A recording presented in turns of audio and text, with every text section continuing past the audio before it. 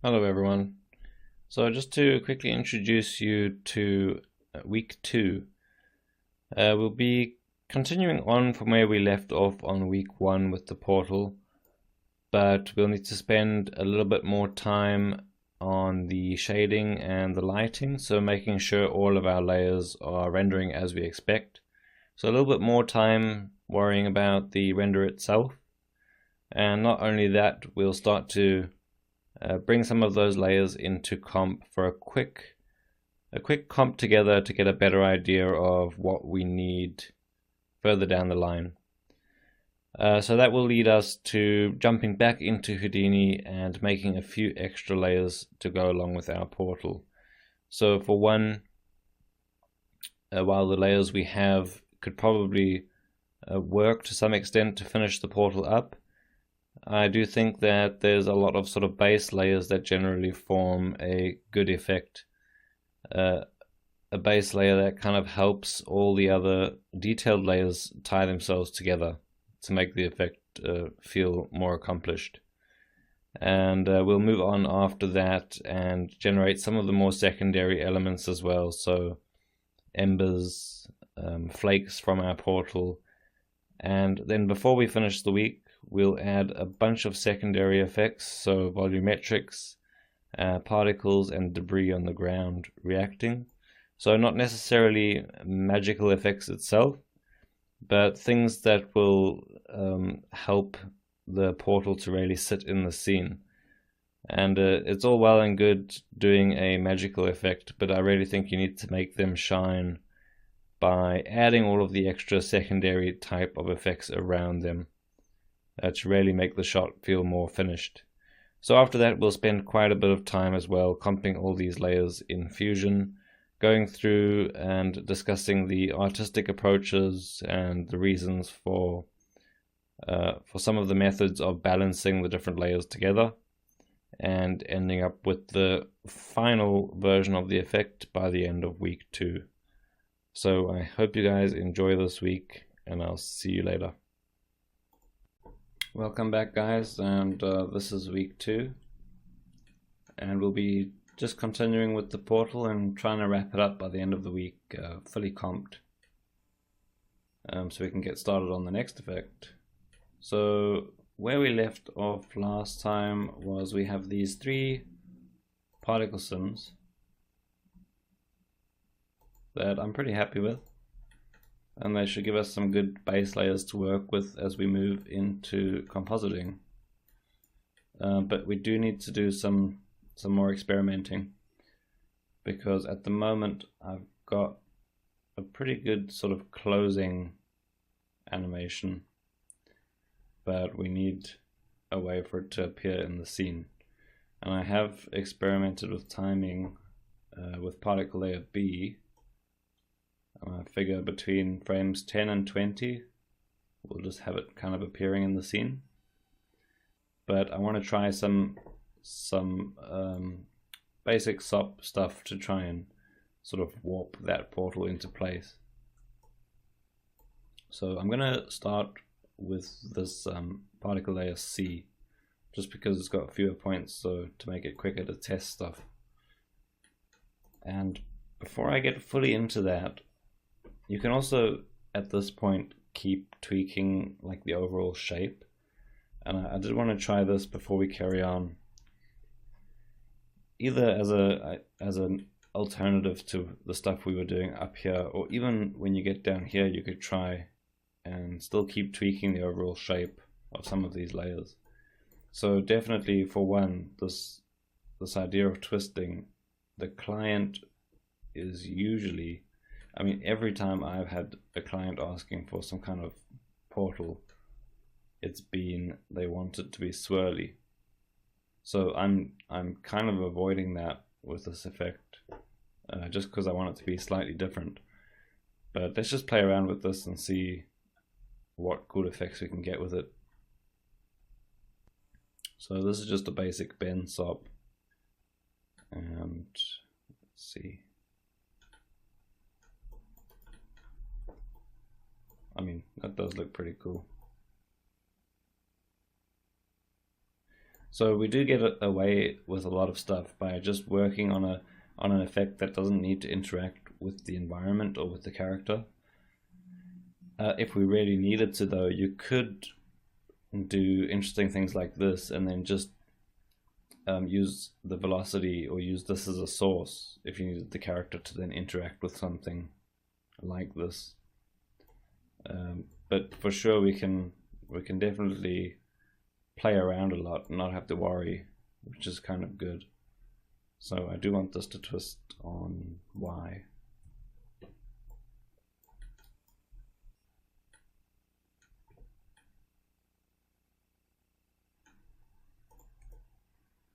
It's kind of cool. I do like it.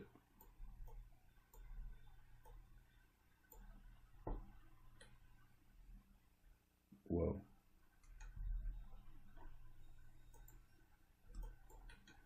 So I'm just kind of messing around with what these options do and see if there's anything I'd like to keep. I'm liking this. That is super cool. So you see how quickly you can just get something really amazing.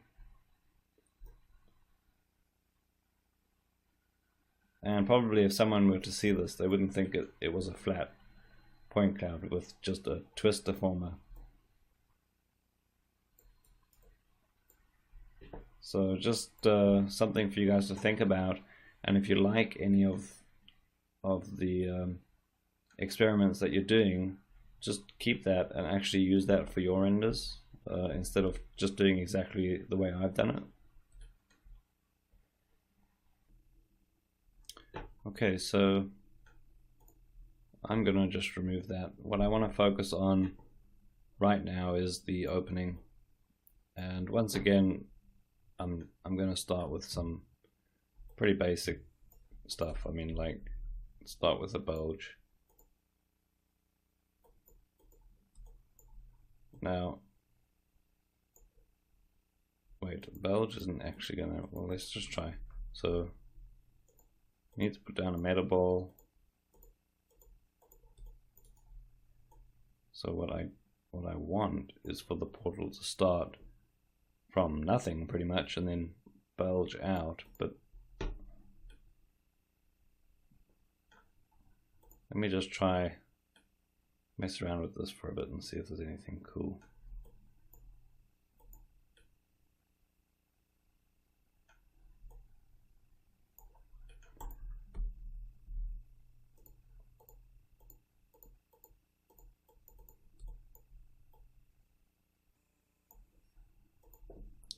So we could obviously, I mean, I could have meta balls everywhere and kind of, ooh, that's cool, and kind of move it around and keyframe it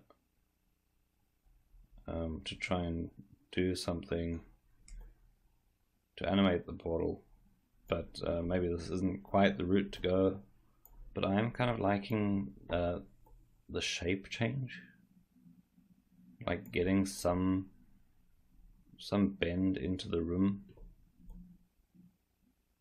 Like, obviously if I come out here and put the scene back on, we're still not looking at it relative to the environment and through the camera. So we do need to still move this up. So actually I can do that now before we keep tweaking the shape.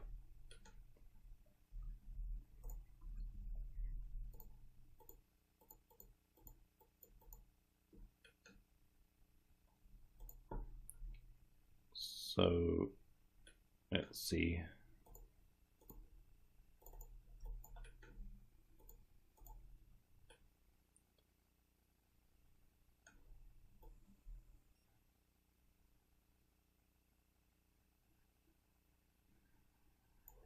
Let me switch off this. Yeah, so we do want it pretty high up, maybe. Because I'm still aiming to cover the top half of the frame. So let's put it there for now. But at this position I can start to experiment more with the shape and how this appears in the room. So I'm just going to carry on and see what this bulge is giving us.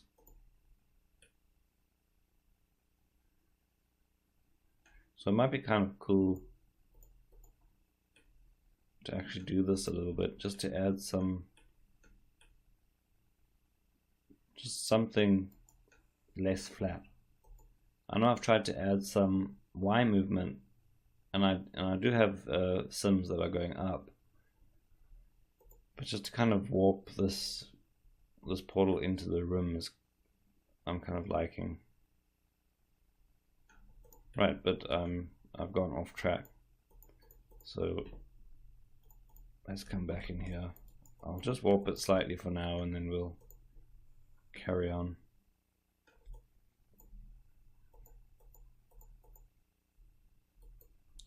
Go with 0.2. Right, so, and I will leave the transform for now so we can keep working at the origin. What about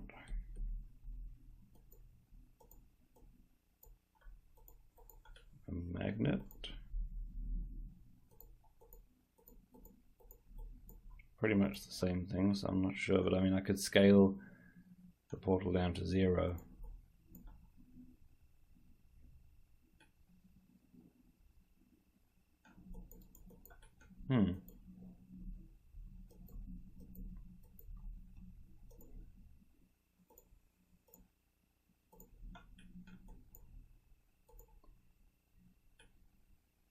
Okay, I don't know why it doesn't like 0.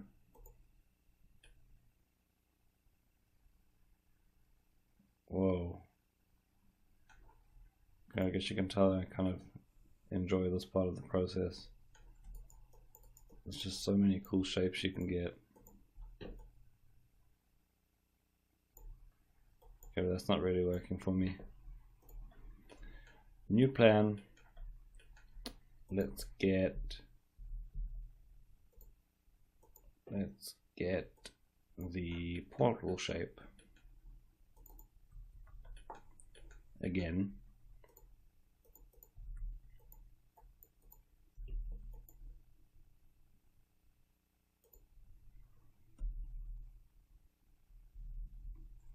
So I'm just going to object merge that down here. I think there's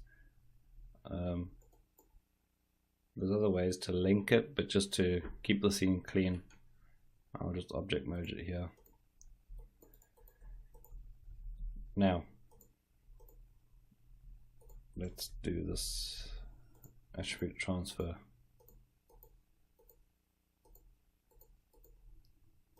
So we're going to transfer position again. But this time, obviously, we want the portal to be... So, okay, I'll scale this down to 0. So basically what we have is the middle of the portal. And we attribute transfer. So every single point in this particle sim is now at the origin. But we can use that blend.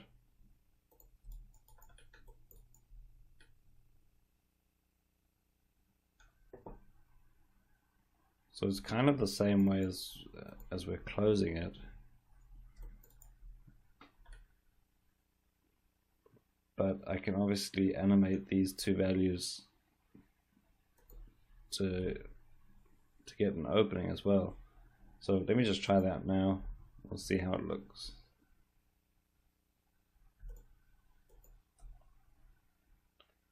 So I know I'm aiming to open between frame 10 and 20, and I want it to be fully open there. So I've kind of just used random numbers at this point, but obviously high enough numbers that it's actually affected. So I usually go to sort of the midway point between my two keys, and then I start to adjust the ramps, because I need a good indication of where my values are at. So our distance,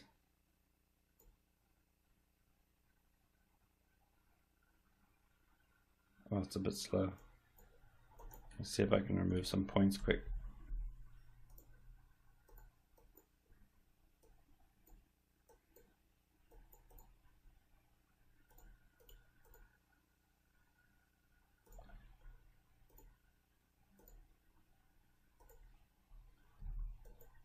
So I wouldn't, if I was actually permanently removing points, I wouldn't use delete by range, but I can just use a static frame here. That's a bit better.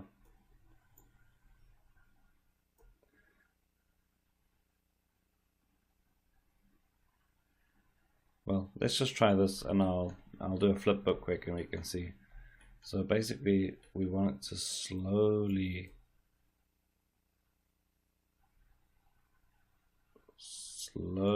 start to appear and then suddenly pop. So I need a very gradual ramp on either side and this very quick section here. And I'll just do the same with the blend.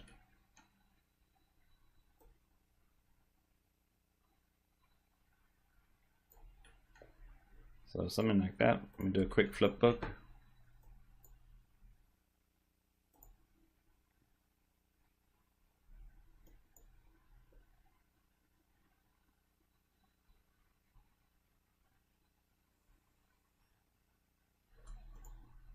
Okay. Yeah, that's not bad for a first attempt. Let me try with no distance threshold here. Yeah, so the problem with that is the blend is never really enough to completely absorb all the points.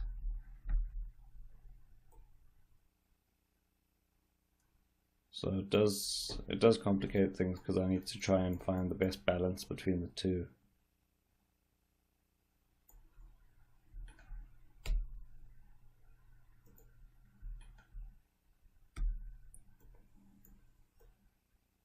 So what I do want is just a little bit more of anticipation before the actual pop happens, because the pop's happening here, but you haven't really seen enough of it expand.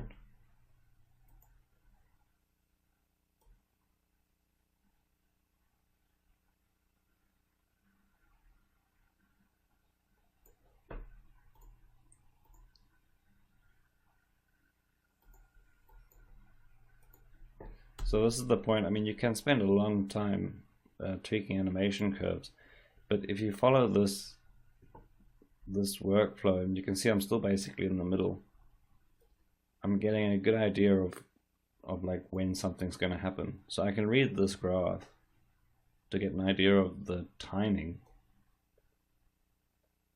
but then I tweak the middle point to kind of telegraph exactly what I want. So I need this much to happen by here before the pop happens.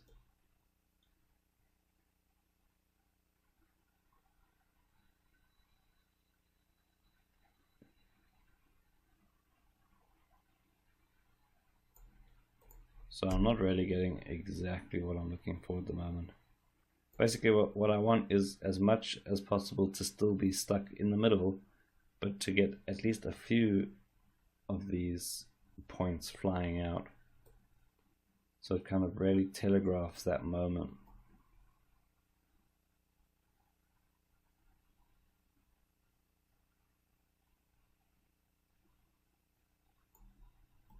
Let's try that.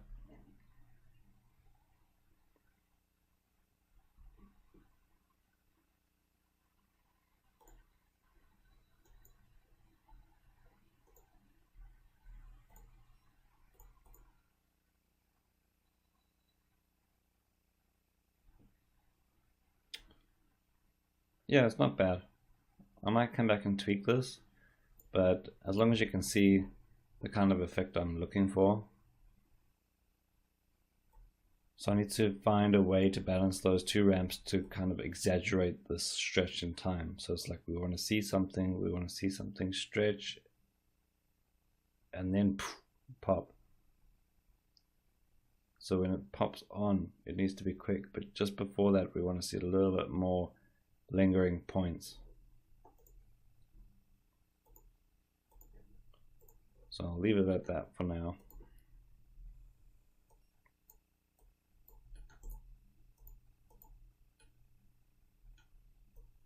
So that's pretty good.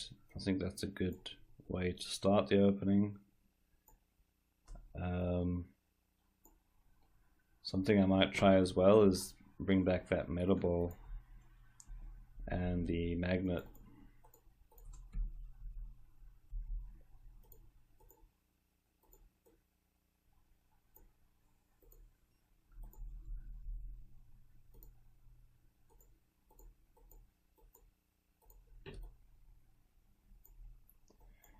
And just kind of try and get these layers to fit in with this tunnel. So if I just merge these together, I need both these other particle layers to feel like they're coming out of this tunnel.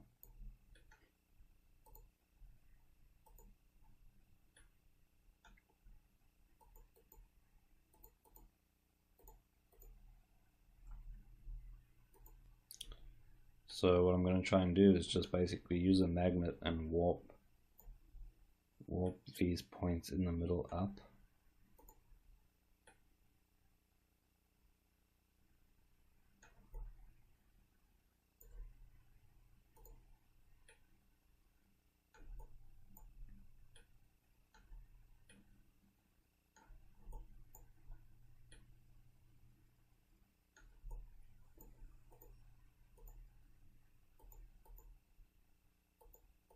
So something like that. I think that kind of works.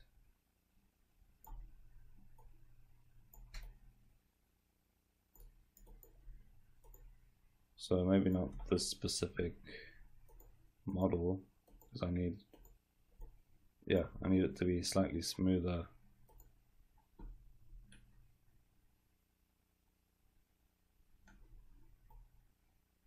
But something that really makes it feel like it's part of the same thing. So, and it will even help fill that space in between those lines, because we have these circles basically duplicated on top of each other, and then we get all this information here that can kind of fill in the gaps.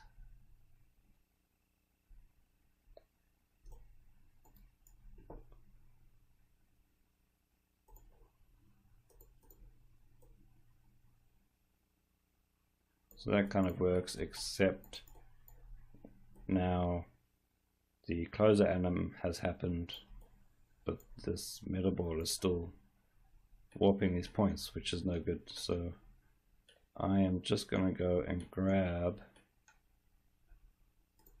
here's the animation we applied to the circle. So I'll just create a reference copy of that and probably scale down the metal ball.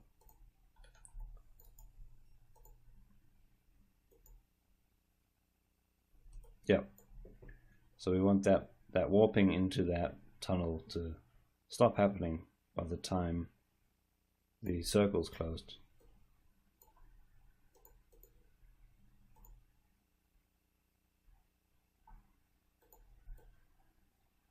So this is all a little bit abstract, and it's kind of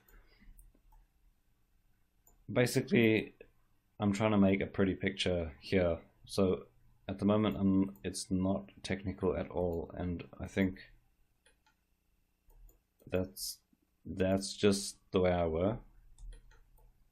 So if I'm considering this a static object and I'm trying to figure out how it's going to emerge in here, then I just warp it. But there's a million ways to do this, and for me this is the easiest, and I think it doesn't need to be more complicated than that unless something very specific needs to happen. So I know for a fact that this portal is going to be sitting in this room with nothing affecting it, and then it's going to disappear. So for me, that gives me license to just move these points around as much as I want, as long as it looks good. So that's the basis of our opening, I think. So we should have, yeah, so we've got this attribute transfer. Let's look at it in the room again.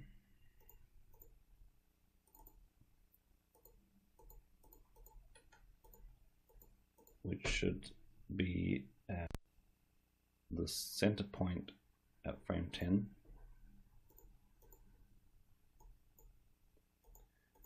And then, well, the problem is the attribute transfer is still very slow to calculate. But that blend width is giving us pretty much everything we need in terms of bringing those points into the environment.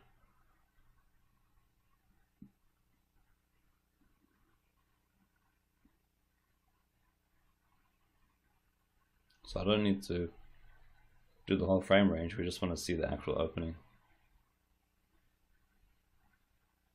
Yes, I definitely want to spend some more time on those ramps just to make that initial tease that the portal's about to open, just to try and extend that a little bit.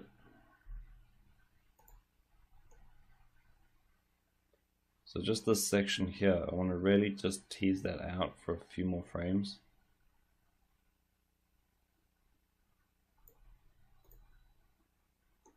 Still feels okay though. It's not too bad.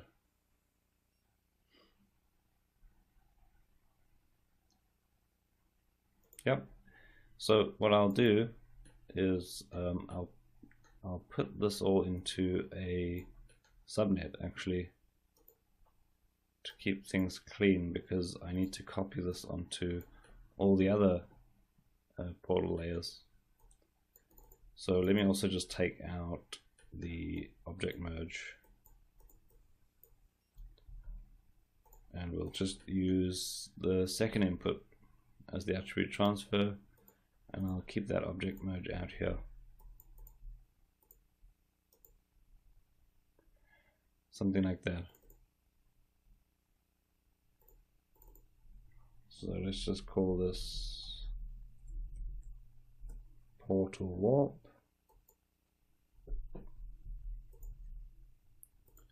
And we basically have one for each of these sims. So it's going to take a long time to flipbook that, so I won't for now.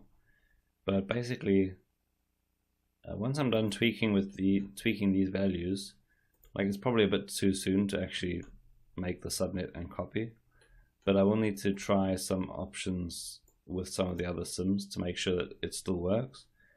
And then I'll be sort of, once I'm happy with that, I'll duplicate that and add it on each one of these like I've just shown you here. And then we'll move on to some basic like setting up the attributes for rendering and put a basic shader on it, and probably render out our first few layers.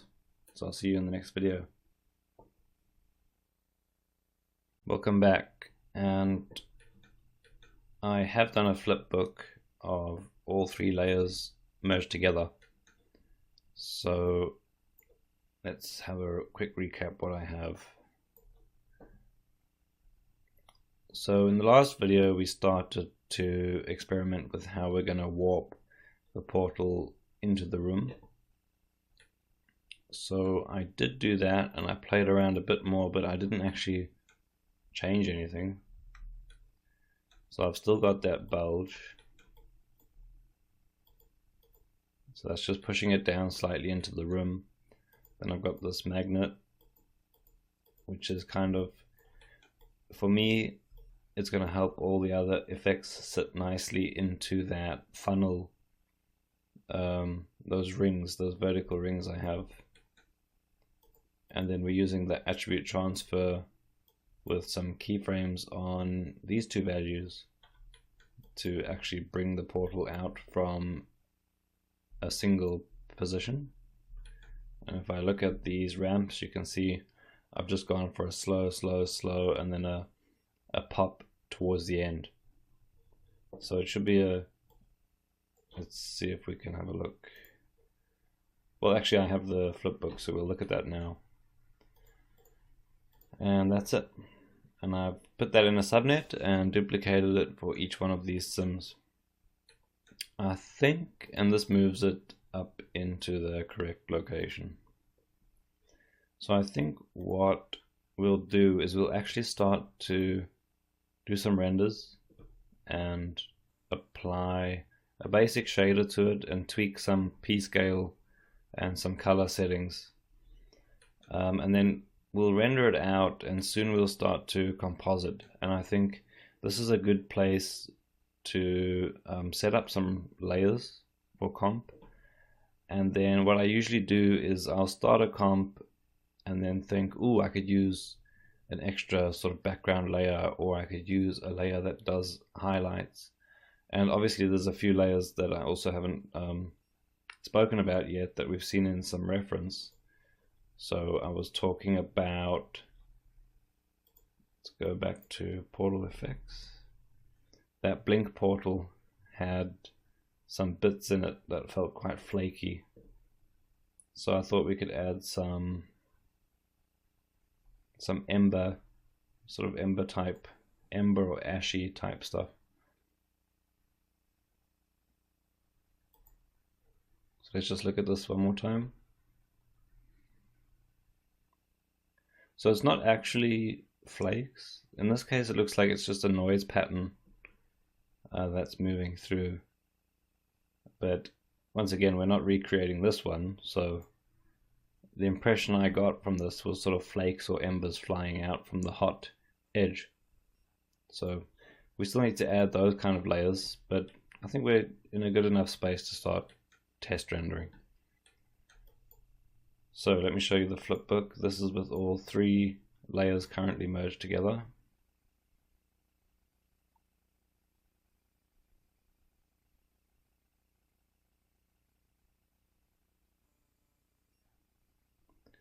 So I'm still not 100% happy with this ramp, but I figured after a while of playing with it, I think to make it any more of a sort of anticipation, I'd need to make a custom effect.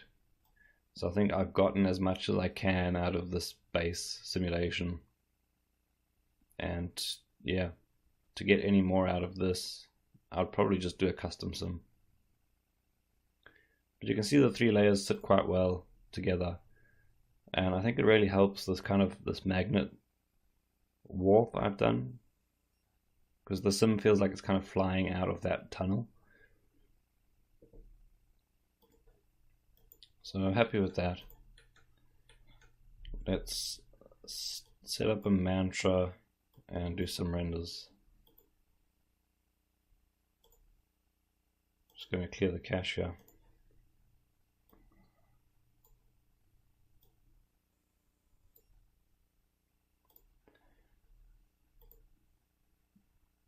Okay, so for starters, let's just look at one of these.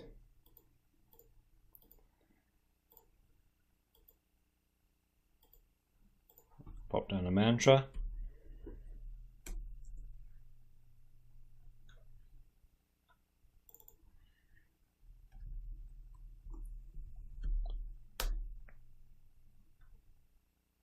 Right, and then we want this to be the frame range. We want this to be cam. We'll go for full resolution. Now what we do need to do is also test the environment render, but we'll do that after we set up some basic portal attributes. We want motion blur. At the moment, we're probably going to render points.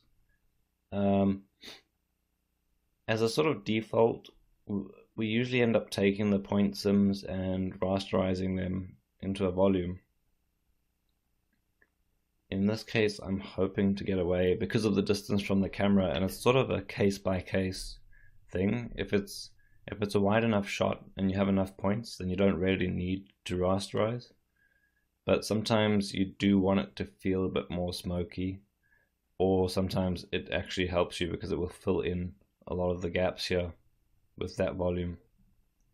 So we'll see where that gets us. I'm going to switch off ray variance, just because for simple stuff like this, I think it's a bit quicker for the environment we might need to have it on. And that's all fine. I'll switch off stochastic as well, because at the moment I'm finding stochastic to just make noise, where if you switch it off it doesn't actually take longer to render and it's noise free.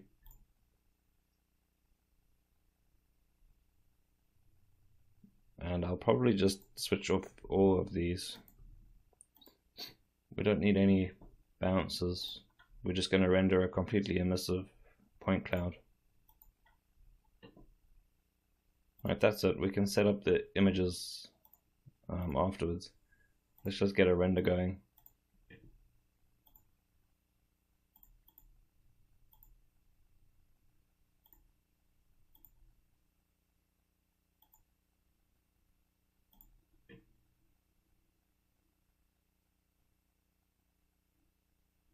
I do need, well, let's leave it for now and see what we get. Okay, so that actually took a very long time, 14 minutes, and as you can see, absolutely nothing interesting to see here. So we've got giant spheres, everything is dark. So for starters, I'm just going to remove everything from the render and just add the portal. And then another thing we need to do is actually set up the LUT. So if I come down here, right click, load LUT, and what we have is I've got the OpenColor.io, so OCIO LUTs, and that includes LUTs for Houdini. If you search for OCIO LUTs, you'll find I think it's a GitHub link, and it's basically open source, so you can download these straight to your machine. And then I'm just using the sRGB to ACES CG, and it doesn't really matter, but as long as you end up using the same one in comp. So once we're in Fusion, I'll point it to the Fusion equivalent of sRGB to ACES CG, just so that we're not working in linear. So we can compare that now, but as you can see, this is still extremely slow. So don't crash. Let me pause this. I think it's just because our points are way too big. So I'll put down a wrangle, and we'll set our P scale to a channel here.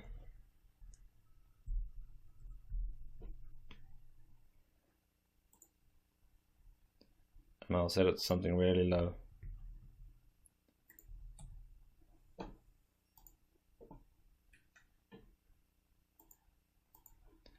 So let's try this again. Now it is going to be dark because we don't have an emissive shader on, so this is being lit by the environment and the spotlight I have.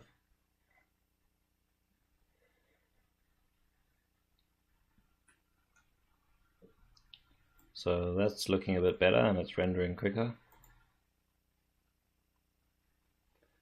And just to compare, let's just test the ray variance. So this took about 37 seconds with ray variance on.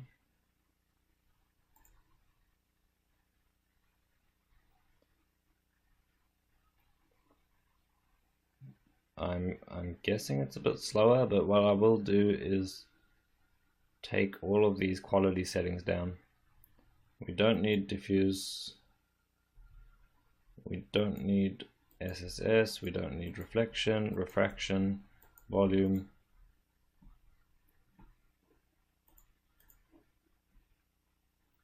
So there's no shader on this at the moment, so it's probably gonna disappear. Oh, you can still see it.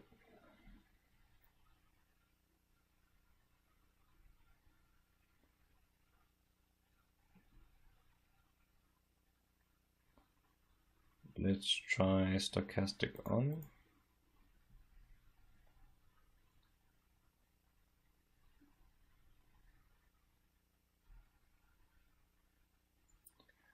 So I'm not seeing a huge speed difference here.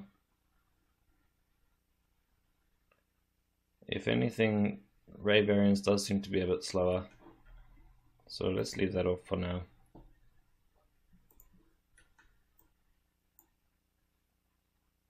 I think this does seem a bit quicker. So that's what we have for now. And then you can see what the LUT is doing here. So just make sure you're always viewing it with the LUT on.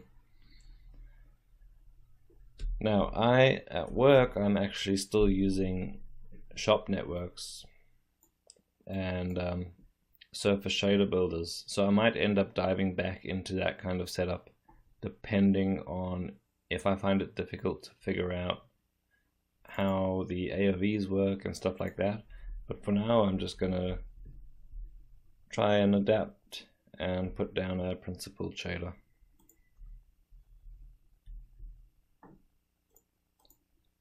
This should be very basic. I mean, all we need is the point color and the alpha.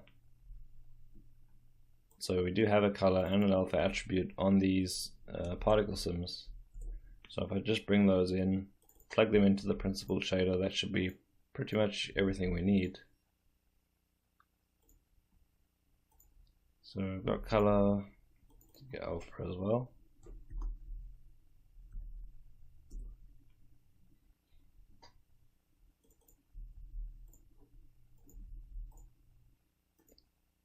Float. So let's have a look. I want to plug color into emission color, and then I'll use the length of that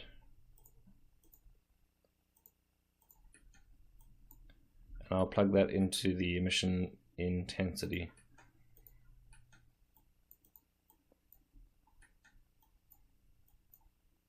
And then in the alpha, I'll just plug straight into opacity. And then we'll see what we get. If I can find it.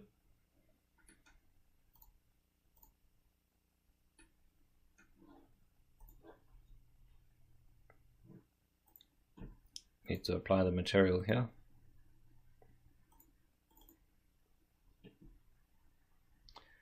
So it's immediately throwing up an error, surface exports, and I don't know why. Looks like it's still rendering though. So there we go. That looks like it's done what we need it to do.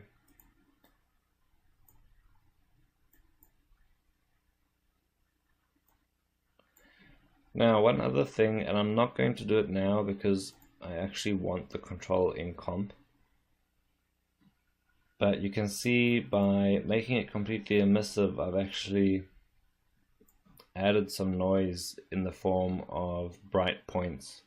So some of these particles are quite sparse, and now they're completely emissive, so I get to see stuff that I don't necessarily want to see. And if you look at the alpha, those points should be pretty invisible.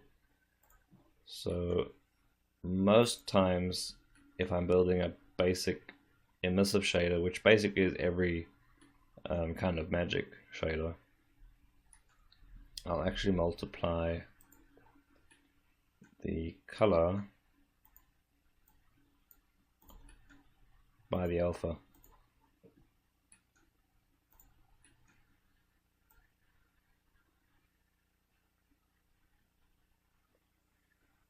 So this just basically recreates what you would do in comp, which does exactly this. it multiplies that color by the alpha. In this case, I just want as much information as I can in the render, so I'll just multiply it if I need to when we're in compositing. So that's good enough for now.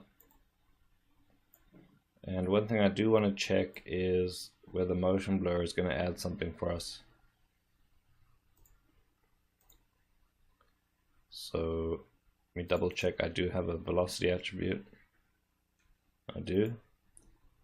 Come into sampling, add velocity blur, and then I'll re-enable motion blur here.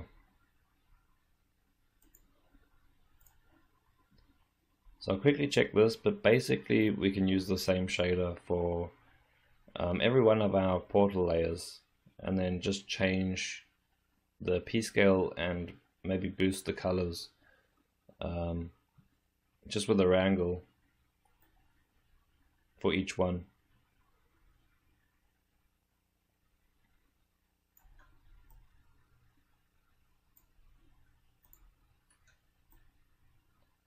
So it looks like the motion blur is pretty subtle.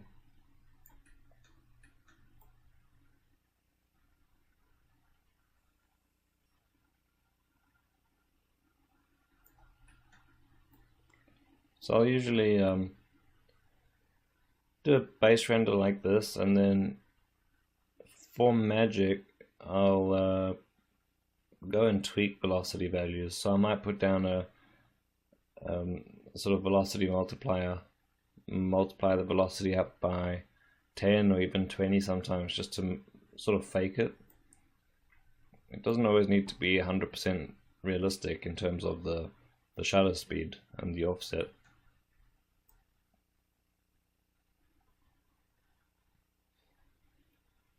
That all seems to be working fine.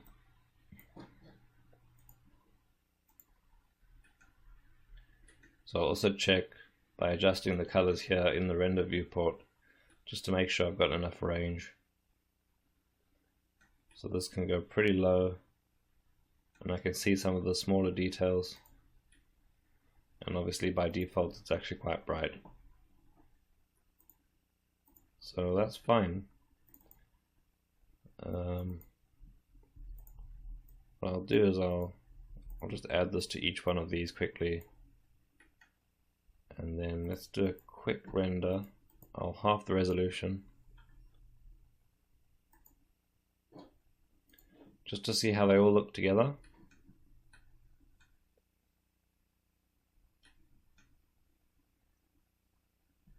Once we're happy with this, I think I'll end this video, and in the next one we'll just do some test renders of the environment, so that by the end of that one we can render pretty much the whole environment and all the particles and everything, and we can catch up in Fusion with a first pass of the comp. So what am I getting here?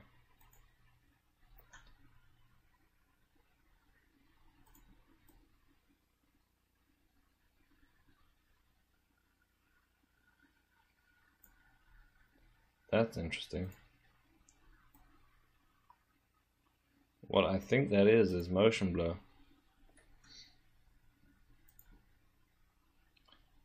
So I think what's happening is one of these layers has a huge velocity, and I'm guessing it's either one of my warping ideas with the magnet that's kind of causing a huge velocity down like this, or it's my actual tunnel sim.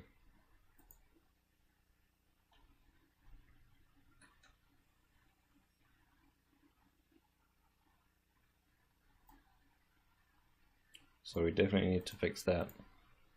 Let's see if I can quickly identify which one it is. That one's fine. And it is the tunnel one.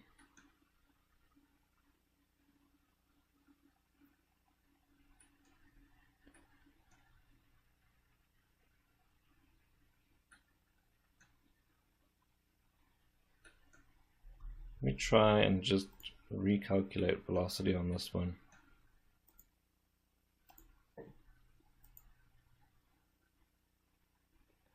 It's always a bit dangerous putting nodes down while the render's going.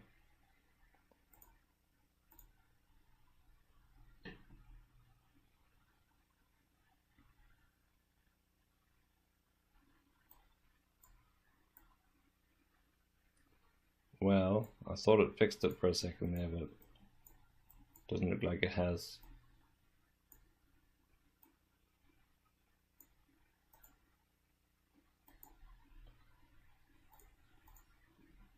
Yeah, just a few points are getting a super high velocity.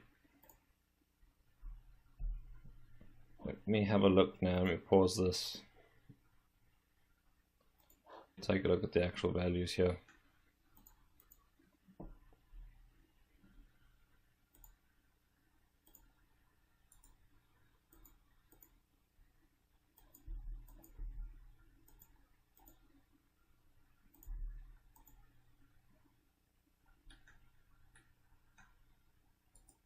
Okay.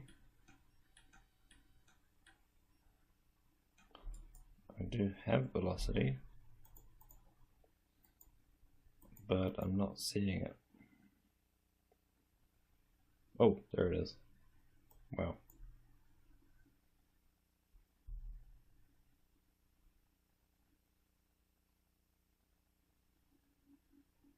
And now I'm really testing this laptop.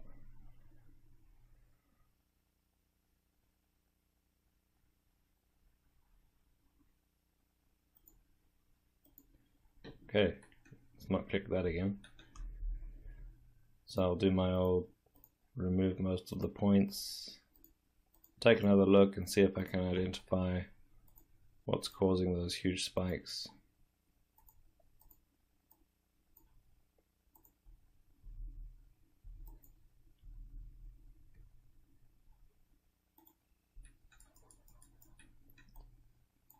Right.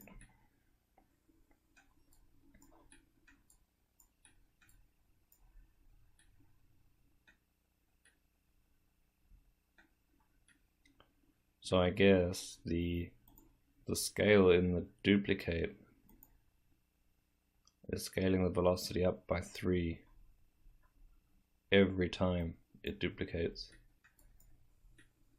So even though I'm squashing the minus y points back to 0, I'm not squashing the velocity. So I just wonder now if those points up and down are going to cause an issue as well.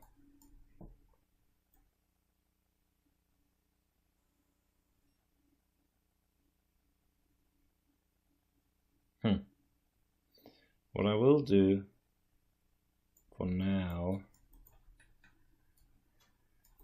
is I'm just going to remove velocity.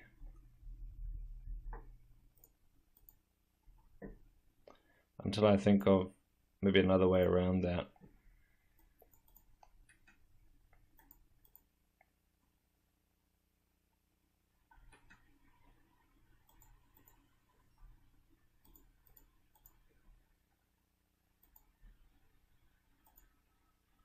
Oh boy.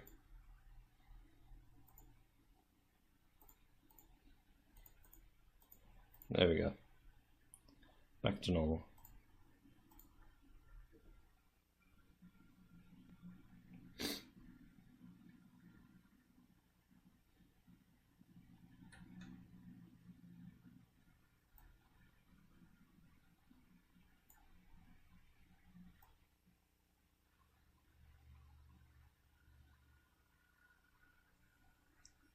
So that's all the layers together. And then just as an example, I don't want to experiment for too long, but I could have, so I'll name these, and I could have one that's for alpha and one that's for color, or just put it both attributes in one, doesn't really matter. And I'll say CD times equals, just view this, and this time I'll put a ramp based on the color attribute itself. So basically what I want to do is just exaggerate the difference in the color.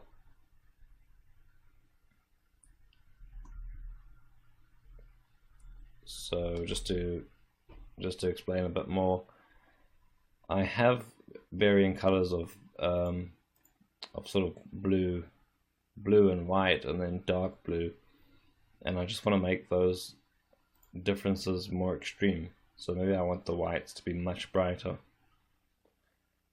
and for each one. So similar to what we did up at the top, if you remember, I had just one sim here that I split into 3 networks, and I multiplied the middle one up. So I want enough control to change our 3 final sims here so that some of them are brighter than others.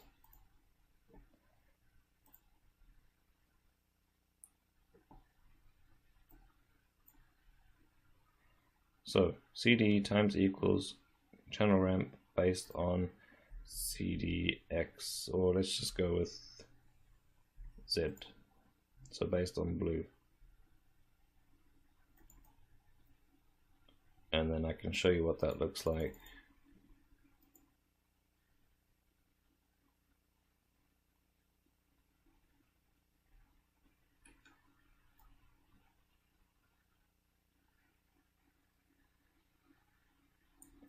So I could basically have something like this for one of them, and I could take that part of the ramp and just make it go all the way to 2.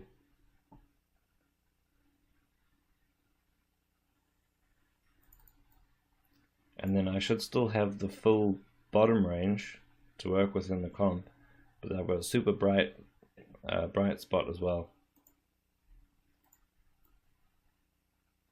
So if any of these sims look like there's some small bright details that need to be brought out more, I might just play with the ramps for each one while looking at all of them together.